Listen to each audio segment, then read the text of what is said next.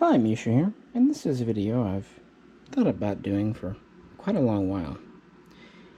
In it, we're going to look at how the Nazi-German MP44 STG.44, the Sturmgewehr, originally designed by Hanel, with Hugo Schmeisser as the lead designer, how this, really the first of the assault rifles, the storm rifles, changed infantry weapons, small arms. And of course, many say that the AK is a copy or riff on it. And in a couple of older videos, several years now, I've outlined why I don't think so. Why Mikhail Kalashnikov deserves credit, and when he borrowed things, for example, the safety and the trigger, he actually did give credit. For example, this would have been to John Grand. So in this video, we're going to look at post-World War II battle rifles and assault rifles and see how they are similar and different from the MP44. We'll take them apart, look at the guts, and at the end, we'll wrap back around to the Kalashnikov here, and kind of, after comparing to others, maybe come back and look at this with a fresh set of eyes. So let's get into it. As kind of a baseline, let's look at a rifle that really doesn't have any influence. This is a French Melee, MAS Melee 1949-56, or just MAS 49-56. This fires 7.5 by 54 French, uses a detachable 10-round mag, and is semi-auto only. This is the later version with the somewhat shorter barrel, pretty conventional sights, machined receiver. And this was really one of the last major guns of its type, because obviously they did not adopt this until the mid-50s, and it was standard issue for France and its colonies and whatnot up through the late 70s, early 80s. Now, comparing to our German gun, this is an original 1945 Sturmgewehr. It has the 16-inch barrel, feeds from 30-round magazines, of course, and it fires 8mm Kurs, which is 7.92 by 33. Has a pistol grip, stock, select fire, and kind of a more modern style of sighting. So I think you can see where, yeah. The reason is this gun, the MAS 49-56, traces its roots all the way back. See, France had been interested in semi-autos since World War I, so they had the Melee 1917, also known as the RSC. This evolved and became different guns, different prototypes, and came up to be the MAS 38 and then MAS 40 right before World War II. Funnily enough, the Germans looked at the MAS 40 and weren't terribly interested. So after the war, France picked back up with the design and came out with the MAS 44, limited production, the MAS 49, which actually was made in quite large numbers, and finally this version here, which was made in even larger numbers. This uses a tilting or tipping bolt, and it uses direct impingement, something that France had been playing with since the beginning of the 20th century. Whereas, of course, the STG.44 is a piston system, although it does also use a tipping or tilting bolt setup. So that's the one area they might be a little similar. But yeah, this was a different path. And there is another path. I'm talking, of course, about the Belgian FN FAL, which of course would be changed into the L1A1, the SLR for the Commonwealth. This again is a different design because it dates back to work at FN Herstal, really before World War II, and then after World War II, there would immediately be the FN 49, and they were developed concurrently because work on this was underway. The FN 49 was kind of an interim measure just to get some money going. And I picked this one here because this is a West German Gewehr 1 G1.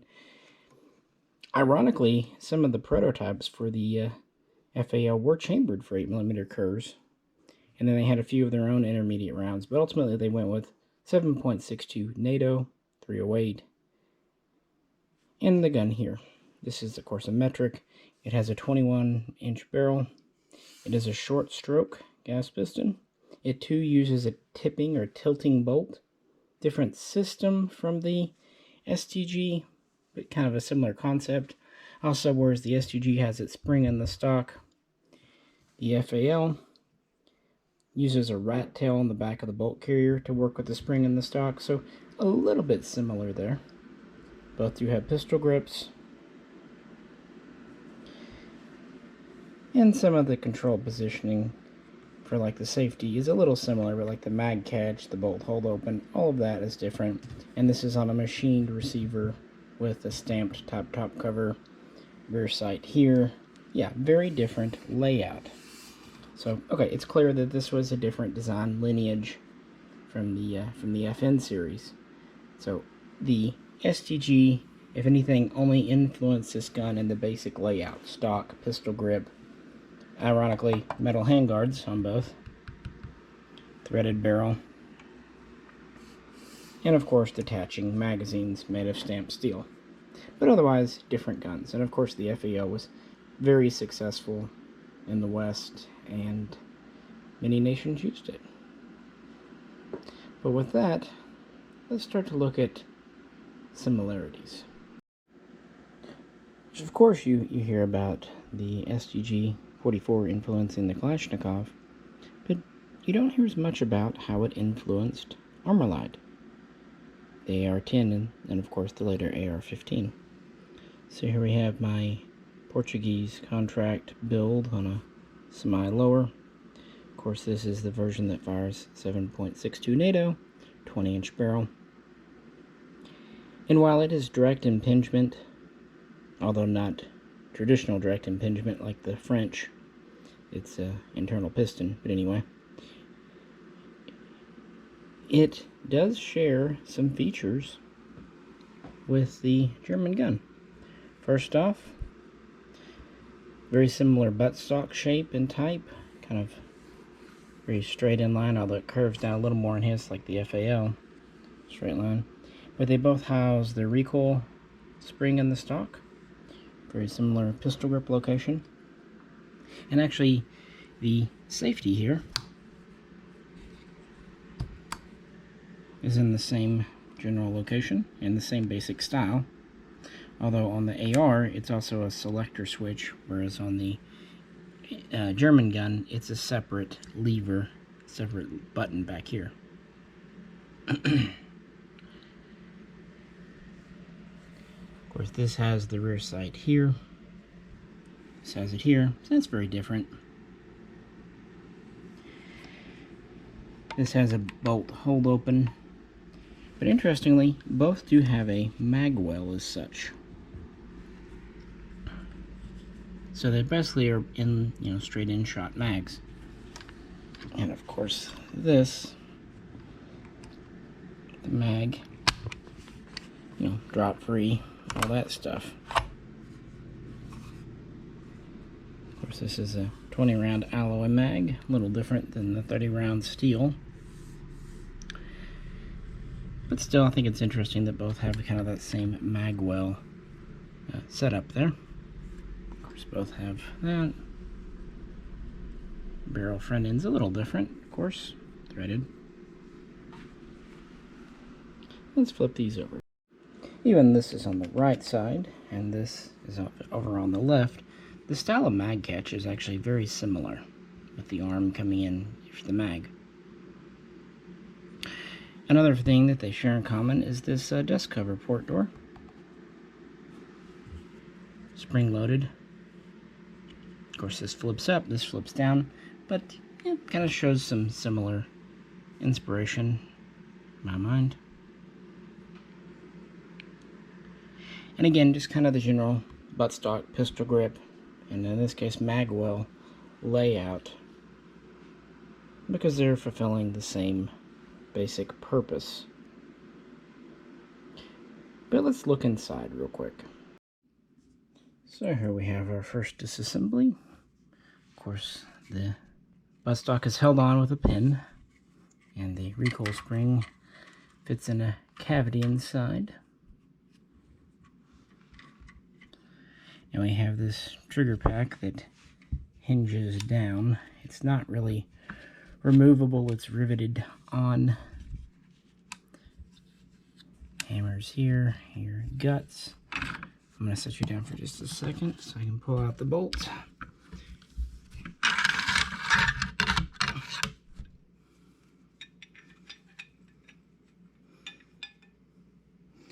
Notice the spring-loaded dust cover. Not a whole lot left inside. It's just a stamped receiver shell. Move this up here. And here is our bolt carrier and bolt. That's kind of an interesting operating system. It grabs the bolt and tips it. It's not really connected. The cutout in the back is for the hammer to come up and strike the firing pin. And the recoil spring mates up with that in the back. As far as our bolt here,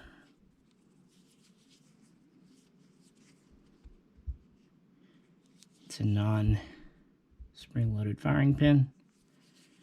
Pretty normal bolt-looking bolt. Flutes on the end of the piston. And of course, an AR10 is quite similar to the AR15 we're all familiar with. The recoil spring and everything's in the back. I think you understand that. So it's kind of similar, except it's captured within the buttstock. And of course, our bolt comes right out the back. Unlike the AR, charging handle stays forward. AR15, I mean. Trigger pack's down here. Of course, this hinges down on pins. This is our Stoner internal piston or direct impingement system. Ironically, it does kind of interface in the back and have a cutout for a hammer, somewhat like the STG.44 bolt carrier, but it's not all that similar. And this rotating bolt with 7 lugs is actually not from Stoner. It is from Melvin Johnson, who went to work at Armalite before Stoner, actually.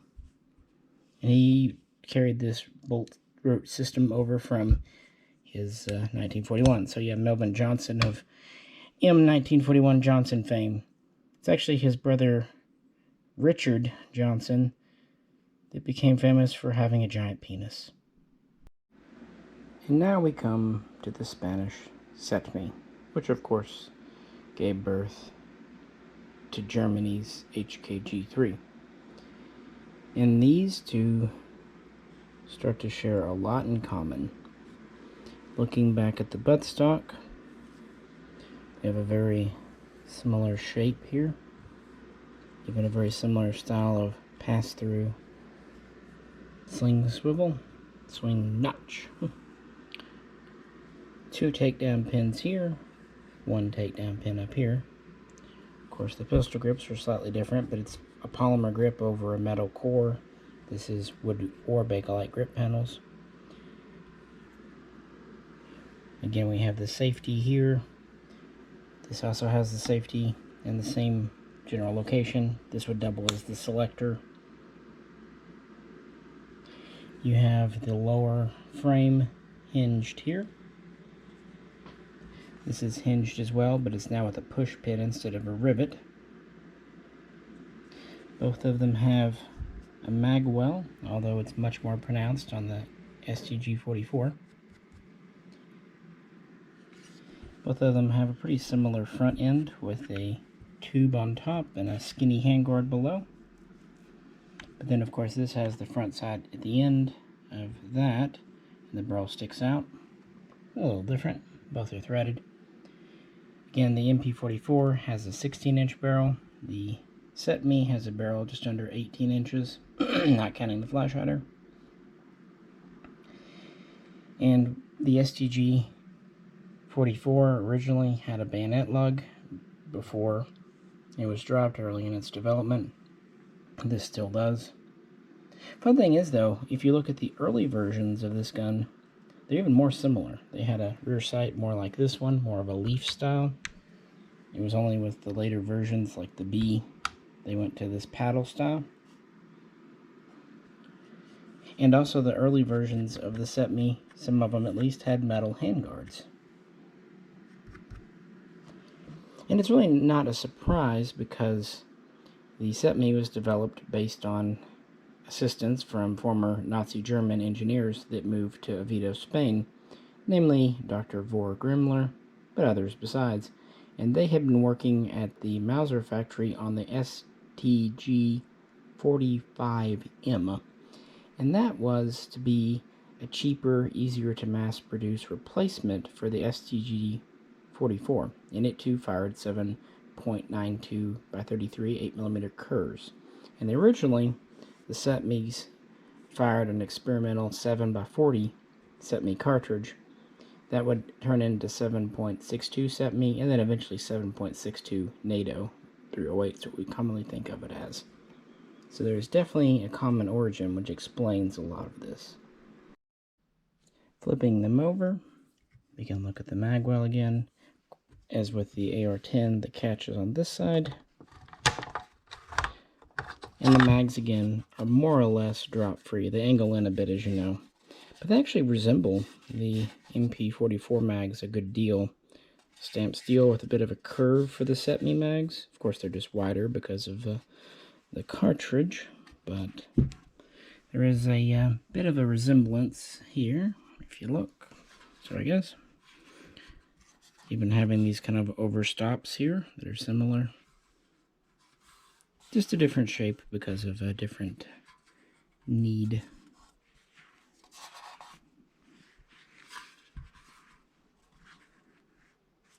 Of course, the CETME does not have a port cover, a port door. And there are some internal differences because of it being kind of developed from the STG.45 prototype. So let's look inside. From there. And you know how the CETME comes apart. We have the two push pins and the metal end cap, and then we have a captive recoil spring. In a lot of ways it's very similar. The push pin is very similar design, it's just a little bit larger on the MP44, STG.44, STG.44, sorry. And of course the spring is really not captive. But it does have the metal end cap. But then when we take the bolts out, we can really see where the 45M was different from the 44. Again, the 44 is a long stroke gas piston with this tipping bolt, and then there's a firing pin extension here. This is radically different. We have this front, but that's not, of course, a piston. That's just a caulking tube and counterbalance weight. Now, this one uses the roller delay system, made famous by HK, but actually more or less perfected in Spain. And if you get the tolerances and all that right, it is, in fact, quite a bit cheaper and easier to mass produce. You just had to get the angles and everything right. So that's where they are very, very different with the bolts. But then, I can set this somewhere. Where they're very, very similar is the receiver. Again, stamped with the hinge down housing. This too is stamped with a hinge down housing. Of course, it's held on with a push pin, and this is being a semi-auto from Mars. It's at a slightly different location than on a military gun, but it's the same concept. And yeah, just a hollow shell.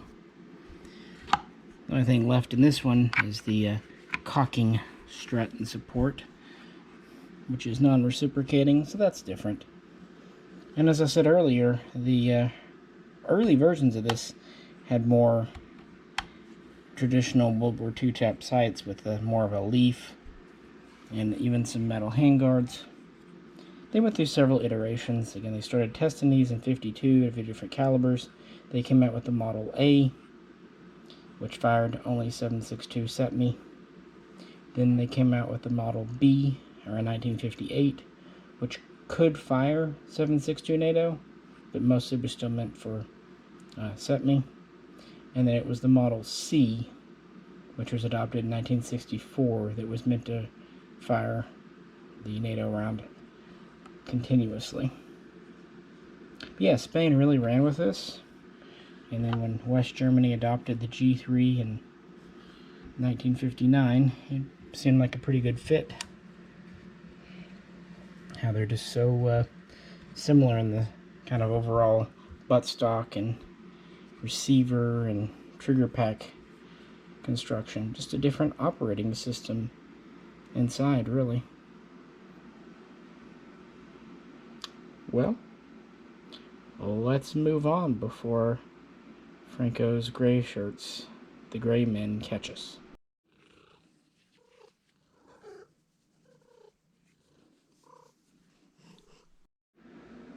And now, after touring the world, we're back to Mother Russia and Mikhail Kalashnikov's AK.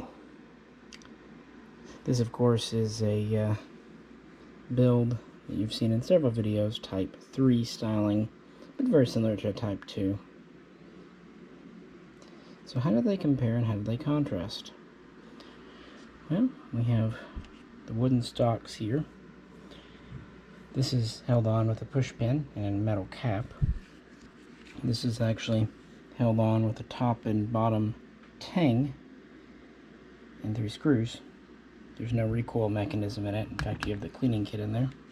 Of course, both do have a pistol grip. But our safety and selector are there. We don't have that on this side. Our mag catch is here. We have a paddle style here and no mag well. Now up front, we do have some similarity here with the gas tube. This has an upper and lower wood handguard. This, of course, is just a lower metal. Cleaning rod under the barrel. Nothing here. Stacking rod. Both do have 16-inch, actually 16.25-inch barrels, very similar length, and both have a very similar front sight with threaded front end. This is just an enclosed hood. This is an open hood. And also the rear sights are pretty similar. But there are quite a few differences. This is made on a machined receiver with a removable top cover, takedown back here. To be fair, the original Type 1 was on a stamped receiver, but it still had the style of top cover. This is, we've already talked about with the CETME and others, this is a stamped receiver with a machined front trunnion pressed in. There's no lower frame as such on this. And the magazines are pretty different. Again, as we said on the CETME, this is more or less a straight in with a kind of an AR style-ish release, where of course the AK mag is rock and lock style. It's a very different type of mag attachment. I do apologize. I know this mag may look quite similar in some ways because of the ribbing, but it's a bit of an illusion. I should have grabbed my early mags, because the early mags were actually slab side, as most of you know. In fact, the second pattern of mags that we see are the waffly ones. This is more of the third pattern of mag. This one's Polish, but they are basically of similar design, but the AK is much more curved. Of course, the AK fires 7.62. Originally it was 7.62 by 41, and that was updated to 7.62 by 39 during development. So let's flip these over. Of course, this has the dust cover, whereas the Kalashnikov does not. Now, one thing they do share is a reciprocating cocking handle, charging handle, connected directly to the bolt carrier. Of course, on the German gun, it's on the left.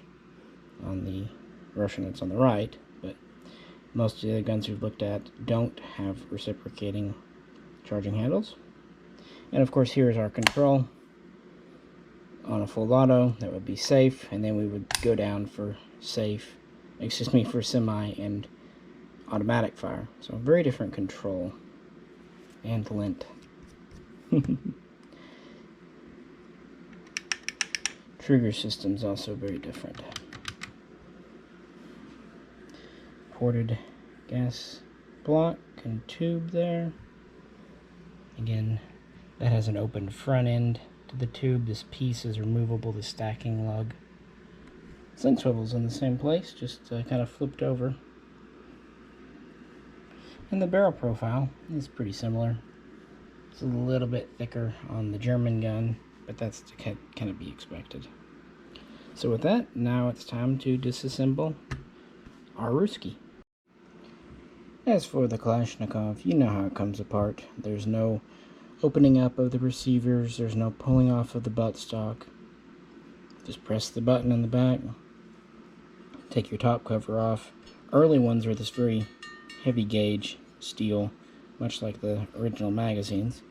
Of course, our recoil spring is a totally different style from any of the others, really. Captive. But then we do come to our bolt group, and at first this does resemble, I'm going to set you down, a bit of our German here. Move this over here.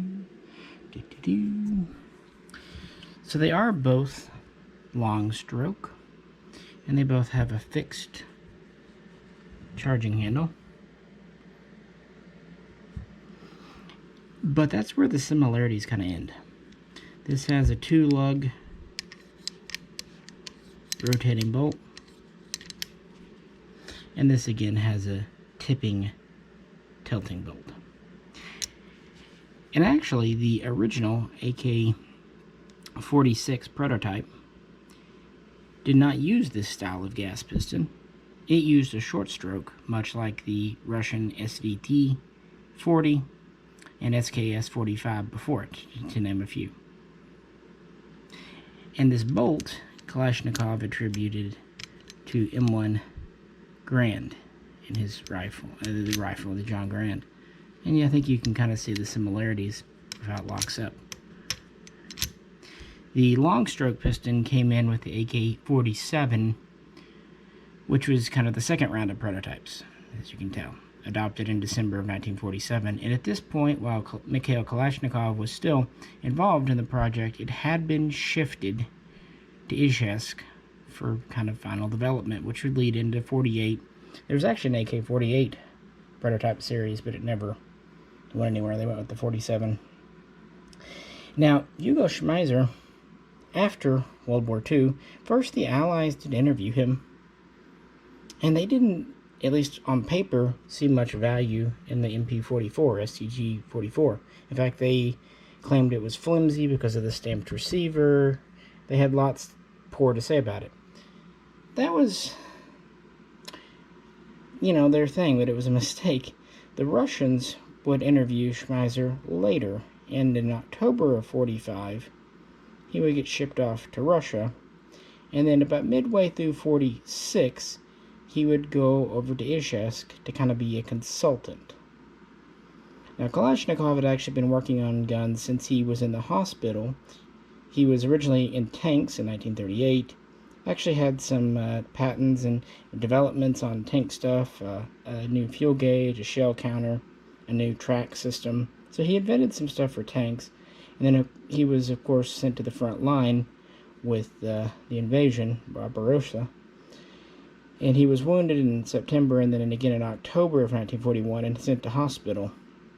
Now, according to him, two things happened at hospital there.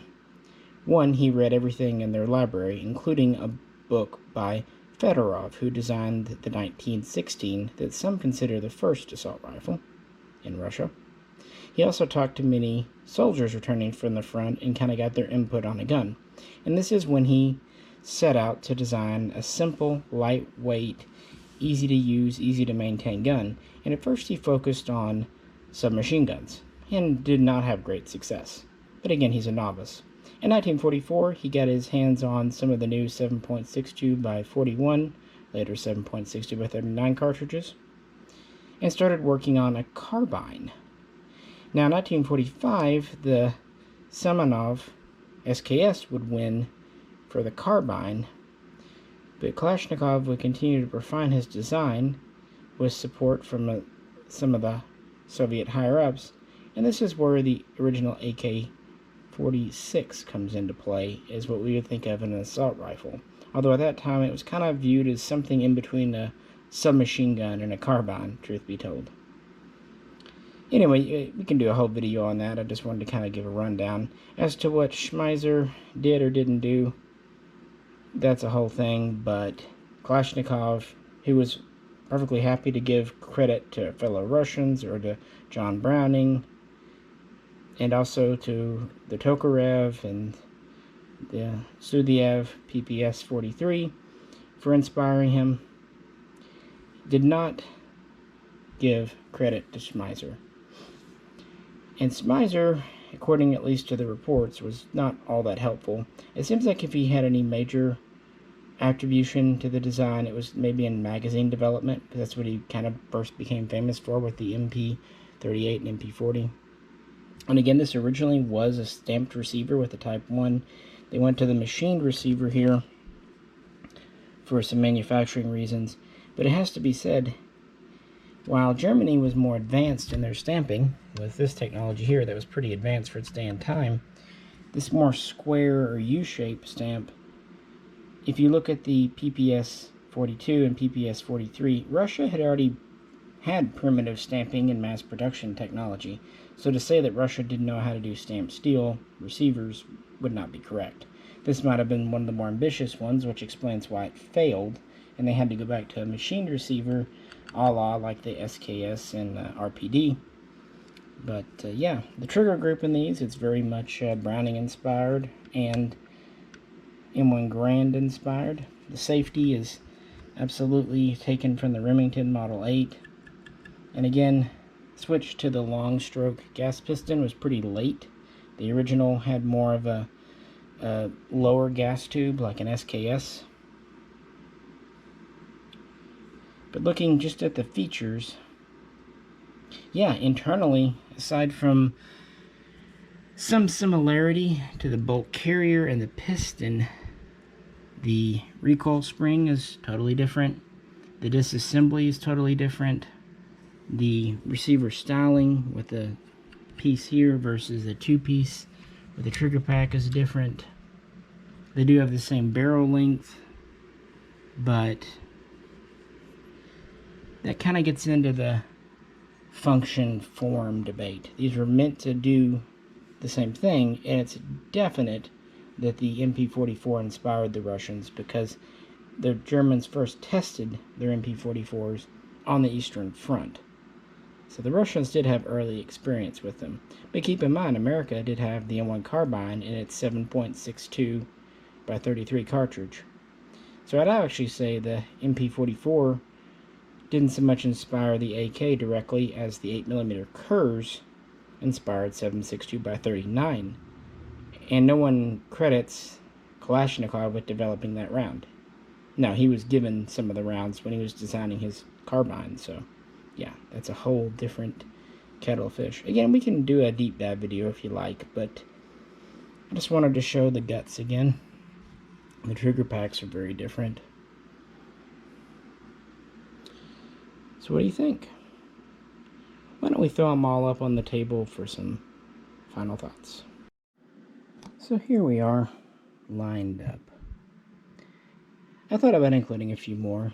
I could have said the Czech VZ58, even the FN 49, heck, even the Swedish Lungman and Hakim and all that. But I think this kind of gets the point across. First, the MP43 came out. It was a closed bolt select fire magazine fed intermediate cartridge gun. Initially designed to replace a submachine gun, later becoming an infantry rifle. Following World War II, Russia released the AK-47 AK types 1, 2, 3. And they had been working with their own intermediate cartridge since the mid part of the war. And this too was kind of in there. Originally they had the SKS to be infantry rifle, and this was kind of special forces, a machine gun carbine. But quickly they realized there were no advantages, so they switched over, and of course it led to a huge legacy. Next, coming out, being first tested in 1952, and the first versions around 1956, of course we had the CETME, very clearly derived from Germans, and of course leading to the German G3, no wonder. And then our last one to come out would be our AR10. The very earliest prototypes were around 1956, 57, we start to see more of them. That was also the year they first worked on chambering this for 223, which is derived from 222 Remington. And while the AR10 only saw limited production in the late 50s, early 60s, of course the AR-15 has gone on to be the only rival to the AK-47. So when they're all lined up here, maybe we can kind of see the influences here. From the Sturmgewehr, the AK takes kind of the sight system, and it does take the long stroke piston, although, as I said, when we disassembled it, originally it was short stroke. Again, its controls, its safety is really from things like the Grand and Remington Model 8. Even though it was meant to have a stamped receiver, and eventually did with the AKM, it was a different style than the MP44.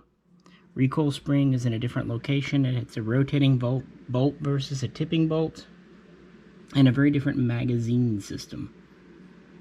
On the other hand, it does have a reciprocating charging handle if it is on the opposite side. Now let's look at the competitor here, the AR. It does have the recoil system in the buttstock, and theoretically it is of two halves, upper and lower, like the MP44, although very different styling and everything. I would say it much more shares in common with the magwell system, and the mag catch is very similar. Also, the safety selector is very similar to that on the German gun, and the desk cover is very similar too. Different styling, but yeah. But of course, on the other hand, very different charging system, very different rear sight system, and even the front sight's a pretty different layout. This has the longer barrel, 20 inches. It's trying to get a little more range. Very different operating system with the direct impingement and multi-lug rotating bolt. Again, the bolt, we have to give credit to Melvin Johnson for that. The gas was certainly Eugene Stoner, though. So I definitely see some cosmetic similarities and inspirations, but they are relatively light. The one that seems most clearly based on the MP44 would be the CETME and thus the G3. Almost identical buttstock removal with the pins, even the same pass-through sling slot in the stock. The recoil spring sits further back in the stock on this one, where it's attached to the front of the stock here on the CETME. Both have a magwell, although it's much shorter on the CETME. Again, their safety and mag catches are very similar. And the big one is the receiver, in that we have a hinged lower trigger housing system, and then we have a kind of U-shaped or bent over stamped receiver, very similar there, with a machined trunnion in the front for lockup and barrel attachment. Very, very similar. They both have very similar top tubes. It's just this one happens to contain a extension for the bolt for the locking system, the roller delay, whereas this is a long stroke piston. So what's inside is different, but they look similar. Again, they both have a pretty slim lower handguard. This one's held on with a push pin. This one's just kind of held on with tension, but yeah.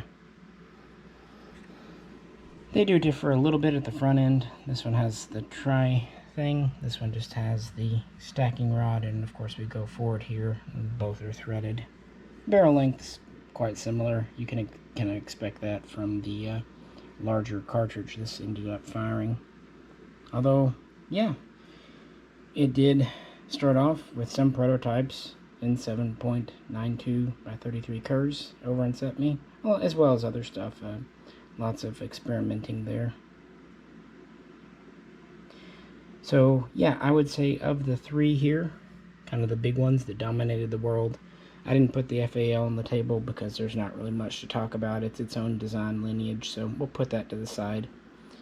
Probably the AR has the least in common, but it does have some things. The AK has a few things in common, especially when you move to the AK-47 versus the original AK-46. Mostly to do with the bolt carrier and gas piston and sights. But yeah, the CETME trumps both of those easily by almost being the same, at least in general outline. And this is why some people use HK33 type guns to make faux MP44s, because if you put the right type of furniture on one of these and you had the right barrel kind of look, you could do worse. So there you have it. It is very clear how influential this gun was. That can't be overstated. And from pretty humble beginnings too.